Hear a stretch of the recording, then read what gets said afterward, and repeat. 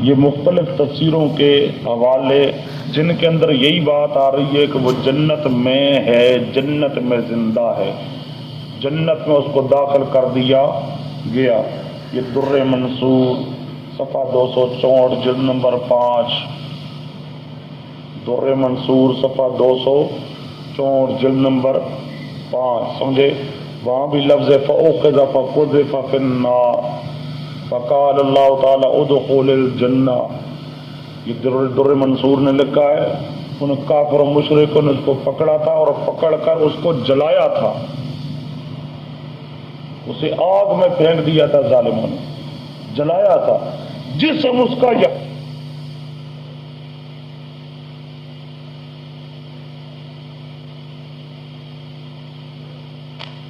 جلد 8 صفحہ 79 جلد 8، تفسیر مظہری صفحہ 79 جلد 8، مظہری میں آتا ہے اکرامن و اذنن فی دخول الجنہ کسائر الشہداء۔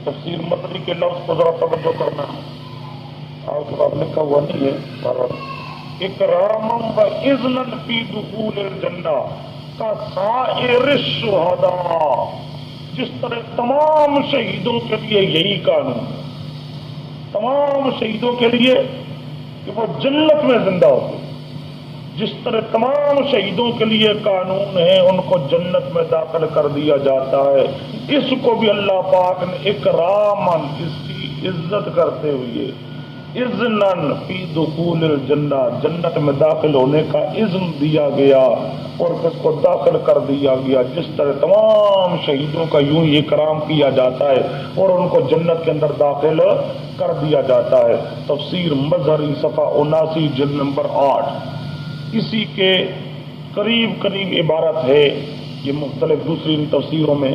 روح المعانی صفحہ 228 جلد نمبر 22، تفسیر بہزاوی صفحہ 279 جلد 2، تفسیر ابو سعود صفحہ 251 جلد نمبر 2، سمجھے؟ اسی طرح ہے یہ تفسیر ساوی صفحہ 267، جلال روح البیان صفحہ 386 جلد 7، جلالین صفحہ 369، صفحہ 300۔ اچھا جی، اس میں ابن کثیر کا حوالہ ہی پہلے گزر چکا ہے۔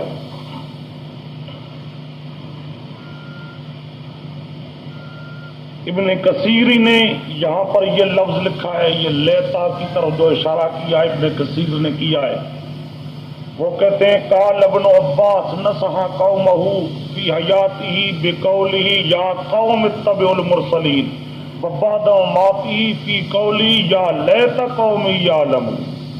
تفسیر ابن کثیر صفحہ 568 جلد نمبر 3۔ یہ عبداللہ ابن عباس کی طرف سے تفسیر نقل کرتے ہیں کہ وہ فرماتے ہیں جب زندہ تھا تو قوم کو نصیحت کرتے ہوئے کہتا تھا یا قوم، جب مر گیا وبعد مماتی، وبعد شہید ہے اور شہید کے لیے ابن عباس کیا کہتے ہیں بعد مماتی، یہی شہادت کیا ہے، یہ موت بھی، یہی شہادت کیا ہے، موت کے بعد کیا کہتا ہے یا لیت قومی، یا یہ انداز اس نے بدل دیا، زندگی میں کہتا تھا یا قوم، موت کے بعد کہتا ہے یا لیتا قومی، یا لیتا۔ یہ کیوں؟ زندگی میں ان کے پاس تھا، وہ اس کی بات سن رہے تھے، یہ ان کی بات سن رہا تھا، اب موت کے بعد یہ اگلے جہان میں پہنچ گیا، دنیا والوں کی آواز کو وہ نہیں سن سکتا، اس کی آواز کو دنیا والے نہیں سن سکتے، اس لیے تبدیلی آ گئی انداز کے اندر اور لفظ لیتا داخل کیا، لفظ سمجھے جو ناممکنات کے لیے استعمال ہوتا ہے، لعل اور لیتا میں فرق یہی ہوتا ہے، لعلہ ممکنات کے لیے اور لیتا ناممکنات کے لیے، لیتا لا ممکنات کے لیے۔ چنانچہ اس کے لیے عربی میں کہا جاتا ہے لیت الشباب یعود یومن، یہ آپ کے پاس لکھا ہوا ہے، عبارت ٹھیک نہیں ہے، وہاں دیکھ لینا۔ لیت الشباب یعود یومن فما فاخبرہ بما فعل المشیب، لیت الشباب، کاش کہ جوانی لوٹ آتی۔ کیا مطلب ہے؟ جوانی کا لوٹنا ناممکن۔ جب بوڑھا ہوا ہے تو اس وقت تمنا کرتا ہے کاش جوانی لوٹ آتی، اب بوڑھا ہو جانے کے بعد پھر جوانی لوٹ آئے، یہ کیا ہے؟ ناممکن۔ لیت الشباب یعود یوما فاخبرہ بما فعل المشیب، سمجھے؟ اگر جوانی لوٹتی تو میں جوانی کو بتاتا کہ دیکھ بڑھاپے نے مجھ پر کیا کیا ظلم کر دی، بڑھاپا کیا کر رہا ہے، جوانی ہے تو ان کاش کے لوٹ گیا، بڑھاپا کیا کیا ظلم کر رہا ہے۔ اب یوں جوانی کا لوٹ کے آنا کیا ہے؟ نام، جوانی کا لوٹ کے آنا کیا ہے؟ اچھا جی، یہ مختلف تفسیروں کے حوالے آپ کے پاس آئے اور یہ تمام اس آیت کریمہ پر لکھتے ہیں کہ یہ شہید قرآن پاک میں بھی آ گیا صاف لفظ، یہ سورت یاسین والا کہ سیدھا یہ شہید جنت میں داخل کر دیا گیا، وہاں جا کے باتیں کرنے لگا۔ اور یہ سب مفسرین بھی یہی لکھتے ہیں۔ یہ آپ کے پاس آگے ایک عبارت لکھی ہے حضرت لاہوری کے ترجمہ کی، مولانا احمد علی لاہوری، ان کی عبارت ہے ترجمہ لاہوری صفحہ 723، صفحہ 723، وہ فرماتے ہیں مرنے کے بعد اسے جنت میں داخل کیا گیا، مرنے کے بعد اسے جنت میں داخل کیا گیا۔ یہ ہوا ہے شہید۔ شہید کے لیے حضرت لاہوری کیا لکھتے ہیں؟ مرنے کے بعد۔ کیا لفظ لکھتے ہیں؟ مرنے کے بعد، موت کا لفظ، مرنے کا لفظ استعمال کر رہے ہیں، مرنے کے بعد۔ اور مرنے کے بعد کہاں؟ جنت میں۔ کہاں؟ جنت میں داخل کیا گیا، جنت میں زندہ ہے۔ ترجمہ حضرت لاہوری صفحہ 723۔ اچھا جی، اس کے بعد اگلی عبارت ہے علامہ عثمانی کی، یہ لاہوری صاحب کا ترجمہ پہلے ختم، یہ آگے علامہ شبیر احمد عثمانی، وہ لکھتے ہیں قوم نے اس کو شہید کر ڈالا، قوم نے اس کو شہید کر ڈالا، ادھر شہادت ہوئی، ادھر شہادت ہوئی، ادھر حکم ملا، ادھر شہادت ہوئی، ادھر حکم ملا۔ آرٹیکل نہیں لکھا ہوا ہے، اور کون سی کرتی؟ اب عبارت جب کسی اور کی ہو تو وہ بعین ہی وہ عبارت آنی چاہیے نا، اپنے لفظ تو نہیں ہے، وہ لفظ ہے تفسیر عثمانی کے، تو جو تفسیر عثمانی کے لفظ ہیں وہ ہونے چاہیے۔ ادھر شہادت ہوئی، ادھر حکم ملا کہ فوراً بہشت میں داخل ہو، فوراً بہشت میں داخل، اندازہ کر، ادھر شہادت ادھر حکم، چل سیدھا جنت میں، سیدھا جنت میں۔ جیسا کہ یہ مولانا شبیر احمد عثمانی کی عبارت کو دیکھنا، جیسا کہ ارواح شہداء کی نسبت احادیث سے ثابت ہے کہ وہ قبل از محشر جنت میں داخل ہوتی ہیں۔ تفسیر عثمانی صفحہ 573، 573، اور تفسیر وحیدی صفحہ 529۔ کہتے ہیں صرف یہی نہیں، جیسا کہ ارواح شہداء کی نسبت، باقی جو شہید ہیں ان شہیدوں کی روحوں کا قانون بھی یہی ہے، شہیدوں کی روحوں کا، ان کی روحیں جاتی ہیں جنت میں، روح زندہ ہوتی ہے، شہید زندہ، کیا مطلب؟ یعنی روح زندہ، کہاں زندہ؟ جنت میں زندہ۔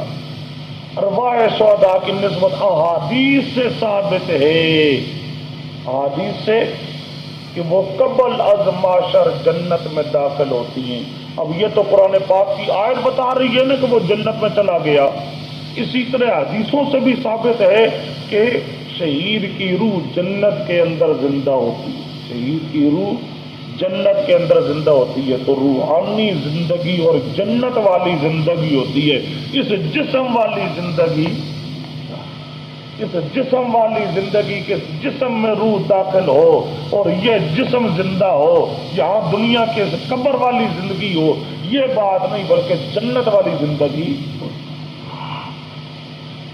اچھا جی، اس کے بعد آپ کے پاس لکھی ہے آیت نمبر 30 اور آیت نمبر 31۔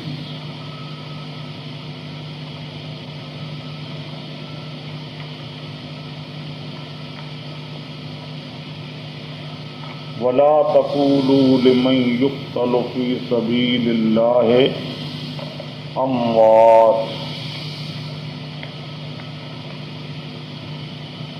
یہ بل احیاء ولکن لا تشعرون، یہ ایک آیت، اور دوسری آیت وَلَا تَحْسَبَنَّ الَّذِينَ قُتِلُوا فِي سَبِيلِ اللَّهِ امواتا بل احیاء عند ربهم یرزقون۔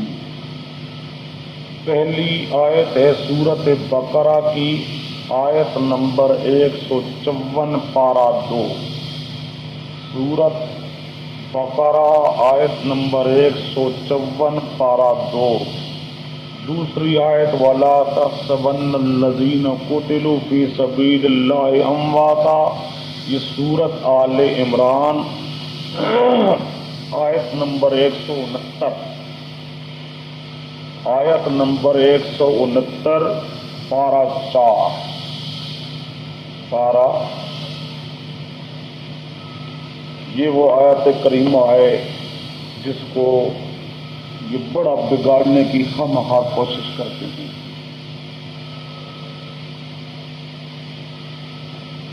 اب اس آیت میں اللہ پاک شہید کی زندگی کا اعلان کر رہا ہے، جو اللہ کی راہ میں مارے جاتے ہیں وہ شہید ہوتے ہیں، ان کو مردہ نہ کہو، لا تحسبن، ان کو مردہ گمان بھی نہ کرو،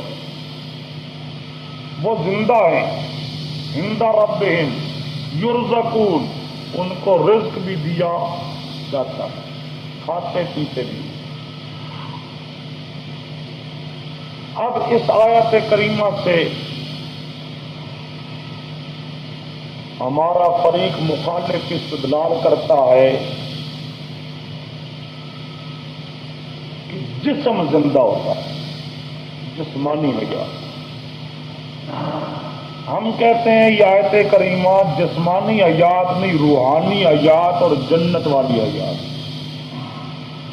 ان آیات میں روح کی زندگی جنت کی زندگی ہے، اس جسم عنصری کی زندگی اور اس دنیا والی قبر کی زندگی نہیں ہے۔ اس جسم عنصری کے اندر روح داخل ہو جائے اور یہ جسم زندہ ہو، یہ بات نہیں ہے۔ اس کے لیے اب مثلا یہ اختلاف ہے، اب اس میں ایک تفسیر ہم کرتے ہیں، ایک تفسیر وہ کرتے ہیں۔ ان دونوں آیتوں کی ایک تفسیر ہم کرتے ہیں، ایک تفسیر وہ کرتے ہیں۔ اب دیکھنا یہ ہے جی دونوں تفسیروں میں سے کون سی تفسیر صحیح ہے اور کون سی غلط، سمجھے؟ اب ہم مانا کیا کرتے ہیں کہ یہاں حیات سے مراد کیا ہے؟ روح کی حیات، جنت کی حیات۔ وہ کیا کہتے ہیں؟ اس جسم عنصری کی حیات اور اس دنیا والی قبر کی حیات، سمجھے؟ ہم کہتے ہیں روح کی حیات اور جنت کے اندر کی حیات۔ اب آؤ، سب سے پہلا درجہ ہوتا ہے تفسیر کا، تفسیر القرآن بالقرآن، تفسیر القرآن۔ ہم کہتے ہیں سب سے پہلے تو ہم دیکھتے ہیں کہ اسی کی وضاحت قرآن پاک نے کی ہے کہ نہیں. اگر قرآن پاک نے خود وضاحت کی کر دی ہے تو پھر کسی اور وضاحت کی ضرورت رہی نہیں. تو ہم دیکھتے ہیں کہ قرآن پاک نے اس کی وضاحت کی ہے.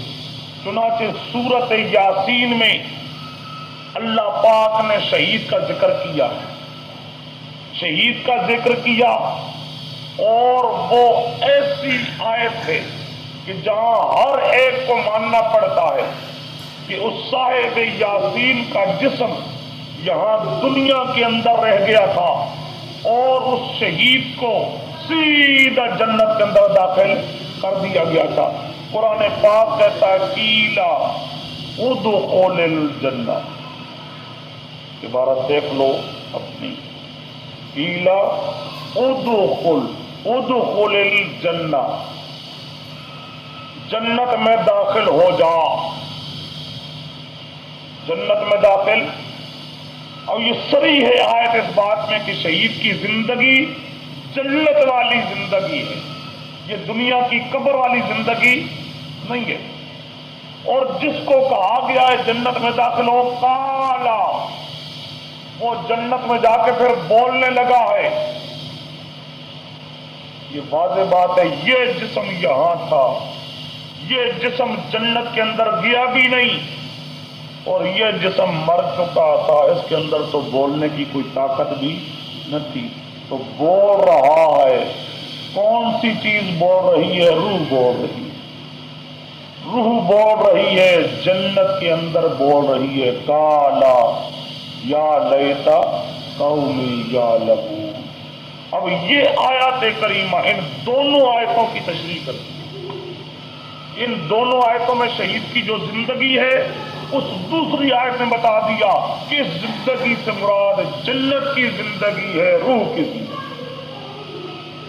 اس زندگی سے مراد جنت کی زندگی ہے، روح کی زندگی. یہ ایک تفسیر القرآن بالقرآن. آگے نمبر دو،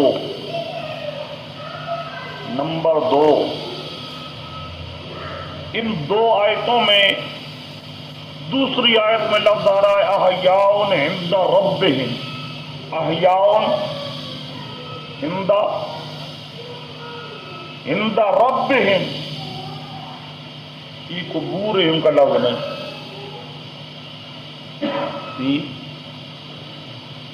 فی قبورہم. سمجھے؟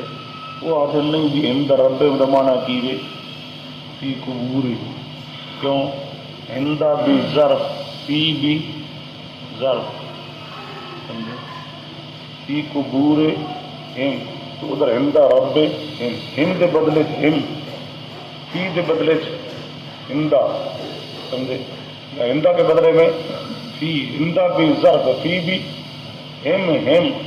آگے ربہم، عندہ ربہم تے فی. اب گویا کہ رب کا معنی قبر، اور یہ نکل سی عندہ ربہم کا معنی جو کیا جاتا ہے فی قبورہم. کیا مطلب اس رب کا معنی کیا ہے؟ قبر. معاذ اللہ. ہاں، عندہ ربہم فی قبورہم. سمجھو عندہ ربہم. اب عندہ یہاں وہ زندہ کس مکان پر، کس جگہ پر. یہاں یہ ہندہ ہے مکانیہ. ہندہ کون سا ہے؟ مکان یا مکان، جگہ بتا رہا. یہ ہندہ کیا ہے؟ اب ہندہ مکانیہ ہو، ہندہ اور نسبت و رب کی طرف، ہندہ رب، ہندہ ربہم، ہندہ رب، ہندہ مکانیہ ہو، نسبت ہو رب کی طرف. پوچھتے ہیں قرآن پاک سے جی وہاں مراد کیا ہوتا ہے؟ قبر. تو قرآن پاک کی ایک اور آیت اس کی وضاحت کرتی ہے. یہ تفسیر القرآن بالقرآن کا دوسرا طریقہ. سمجھے؟ تفسیر القرآن بالقرآن کی دوسری دلیل. اللہ پاک نے فرعون کی بیوی حضرت آسیہ کی دعا نقل کی ہے وہاں پر لفظ آتا ہے قالت رب ابن لی عندک بیتا فی الجنہ، قالت رب ابن لی عندک، رب اے میرا رب بنا میرے لیے عندک، عند رب، یہ کیا ہو گیا عندک کا یعنی اندر، اے رب اپنے پاس یعنی رب کے پاس بنا بیتن ایک گھر، ہند کا کیا مراد دی ہند رب فل جنہ، فل جنہ، یہ ہند رب کی خود وضاحت موجود ہے قرآن پاک میں، وہ کیا ہے جنت میں، کیا ہے جنت میں ہند رب، ہندہ ہو مکانیہ، ہندہ ہو نسبت ہو رب کی طرف، مراد کیا ہوتی ہے جنت، مراد کیا ہوتی ہے، مراد کیا ہوتی ہے، یہ آیت بالکل صریح ہے اس بات پہ، لہذا بلا حیاؤن عند ربہم، عند ربہم کا معنی ہوگا فل جنہ، فل، سمجھے۔ اس کے بعد تیسری دلیل تفسیر القرآن بالقرآن، تو سمجھے ابھی تک کر رہی ہیں اس آیت کی تفسیر قرآن سے، اس کی دو دلیلیں ہو چکی ہیں کہ جنت والی زندگی مراد ہے، روح والی زندگی مراد ہے، یہ دنیا کی اس قبر والی زندگی مراد، دو دلیلیں ہو چکی ہیں، ایک سورۃ یاسین والی آیت، دوسری یہ حضرت آسیہ کے بارے میں جو اللہ پاک نے نقل کیا، سمجھے۔ آگے دلیل نمبر 3، یہ آیت نمبر 3 جو ہے نا، یہ گویا کہ وہ تفسیر کے طور پہ آ رہی ہے، دلیل کے طور پہ نہیں، وہ پہلے ان دو آیتوں کی تفسیر کے لیے، ان دو آیتوں کی اللہ پاک فرماتے ہیں یا ایتھا النفس المطمئنہ ارجعی الی ربک راضیۃ مرضیہ فادخلی فی عبادی وادخلی جنتی، جو بھی نفس مطمئن ہو، ایمان والا نفس مطمئنہ، نفس مطمئنہ، اس کو کیا کہا جاتا ہے رب کے پاس تک، رب کے پاس مرنے لگا ہے، اللہ کہتا ہے چل رب کو، رب کے پاس چل، راضی ہو کے چل، مرضیہ تجھے راضی کیا جائے گا چل، کہاں چلوں جی، کہاں چلوں جی، اللہ کہتا ہے چل اس بدن سے یعنی نکل، اے نفس مطمئنہ، اے نفس، سمجھے یہ مومن مراد، اس مومن میں شہید بھی ہے، مومن میں کیا ہے شہید، نفس مطمئنہ سب مومنوں کو شامل ہے، شہیدوں کو بھی کیا ہے شامل ہے، سمجھے۔ ان کو کیا کہا جاتا ہے موت کے وقت اپنے رب کی طرف چل، سوال پیدا ہوتا ہے رب کہاں رہتا ہے جی، رب کہاں رہتا ہے جی جہاں جاؤں، اللہ کہتا ہے فادخلی فی عبادی، میرے بندوں میں داخل ہو جائے، میرے، اور بندوں سے مراد یہاں پر کیا ہے، وہ جو قرآن پاک کی دوسری آیت ہے من النبیین والصدیقین والشہداء والصالحین، یہ بندے نبی، صدیق، شہید، صالحین، ان میں داخل ہوتا، ان میں، اور ان میں داخل ہو گیا تو سمجھ تو رب کے پاس چلا، سمجھ تو رب کے پاس،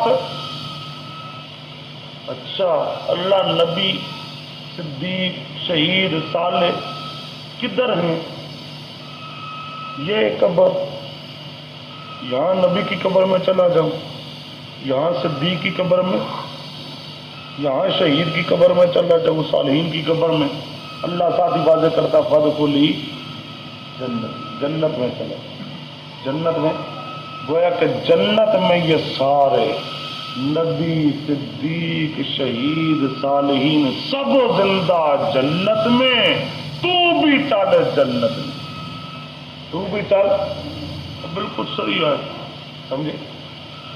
اے نفس مطمئنہ، یہ نفس مطمئنہ شامل ہے شہید کو بھی، ہر شہید کو، ہر نفس مطمئنہ کو، گویا کہ یہ کہا جا رہا ہے جہاں اللہ کے نیک بندے رہتے ہیں وہ جنت میں رہتے ہیں، گویا کہ جنت میں چلا گیا جو تو وہ عند رب ہے، وہ کیا ہے وہ رب کے پاس چلا گیا.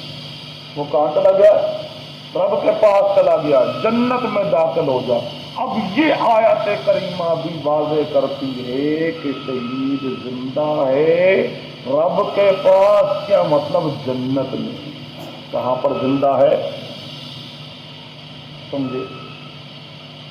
3. آگے چوتھی دلیل کس چیز کی؟ کہ واقعتاً احیاء عند ربہم. اس سے مراد کیا ہے؟ جنت والی زندگی. مراد کیا ہے اس کے لیے؟ یارا الذین تتوفاہم الملائکۃ طیبین، جن پر موت آتی ہے اور وہ کیا ہوتے ہیں؟ طیب. وہ کیا ہوتے ہیں؟ خبیث ہوتا ہے مشرک. مومن کیا ہوتا ہے؟ طیب. یہ طیب کا لفظ ہر مومن کو شامل، اس میں شہید کو بھی شامل. جس کا ایمان پر خاتمہ ہو، سمجھے، مومن ہو، شہید بھی کیا ہے؟ مومن میں ہے. جب ان پر موت آتی ہے ان کو کیا کہا جاتا ہے؟ ساتھ ہی آگے لفظ آ رہا ادخلوا الجنہ. ادخلوا، قرآن پاک کیا کہتا ہے؟ ان تمام کو کہا جاتا ہے جنت میں داخل ہو. کہاں داخل ہو جاؤ؟ جنت میں داخل. ادھر موت آتی ہے، ادھر کہا جاتا ہے ادخلوا الجنت. ادخلوا الجنت، جنت میں داخل ہو جاؤ. یہ 4 آیتیں، یہ 4 آیتیں ان شہیدوں والی دونوں آیتوں کی تفسیر کرتی ہیں. شہیدوں والی دونوں آیتوں کی کیا کرتی ہیں؟ تفسیر کرتی ہیں کہ شہید زندہ ہوتا ہے کہاں؟ جنت کے. کہاں زندہ ہوتا ہے؟ شہید کی زندگی ہوتی ہے روح والی زندگی ہوتی ہے.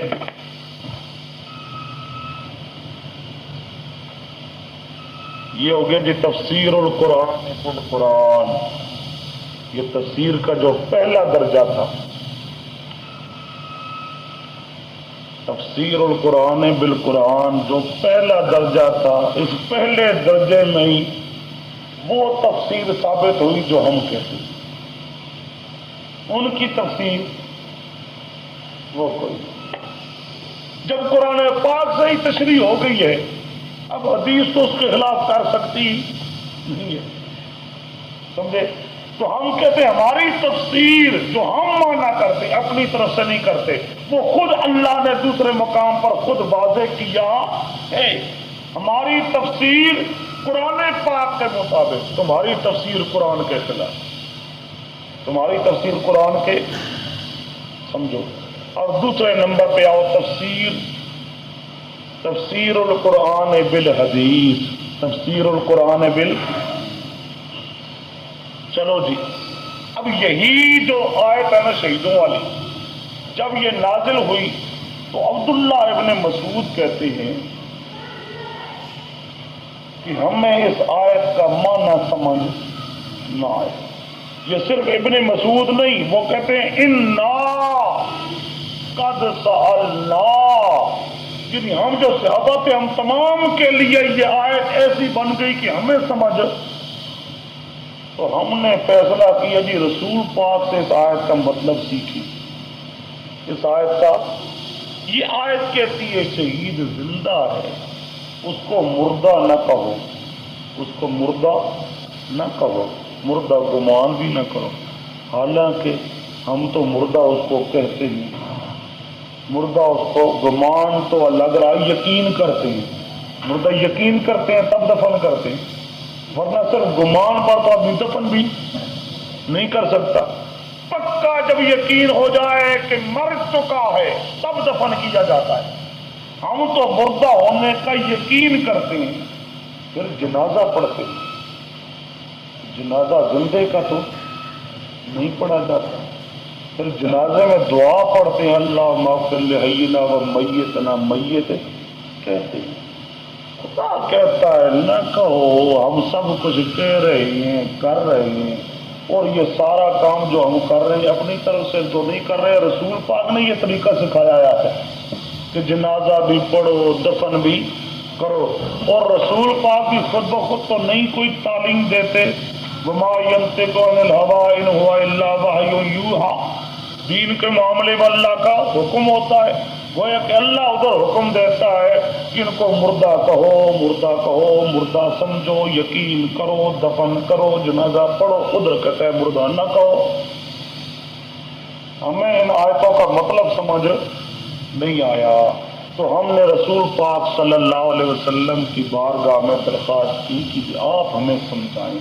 تو پھر رسول پاک صلی اللہ علیہ وسلم نے جو تشریح کی ان آیتوں، رسول پاک نے فرمایا کہ یہاں جو اللہ پاک جس زندگی کا اعلان کر رہا ہے وہ روح کی زندگی کا اعلان کر رہا ہے، جنت کی زندگی کا اعلان کر رہا ہے، سمجھے؟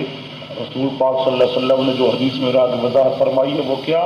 روح زندہ اور جنت کے اندر ارواحہم فی اجواف طیر خضر، سبز پرندوں کی شکل میں اللہ پاک ان کو جسم دیتے ہیں اور وہ روح وہاں جنت کے اندر زندہ ہوتے ہیں۔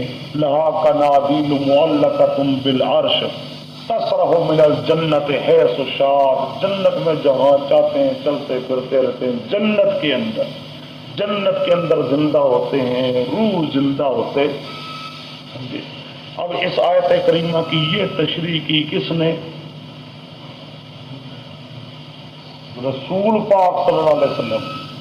صحابہ نے تو سوال کیا تھا، اب یہ تشریح کس نے کی؟ کسی آیت کی تفسیر پوچھی جا رہی ہے، اب تفسیر کی ہے رسول پاک صلی اللہ علیہ وسلم نے۔ کیا تفسیر کی ہے؟ کہ شہید زندہ یعنی اس کی روح زندہ اور جنت کے اندر۔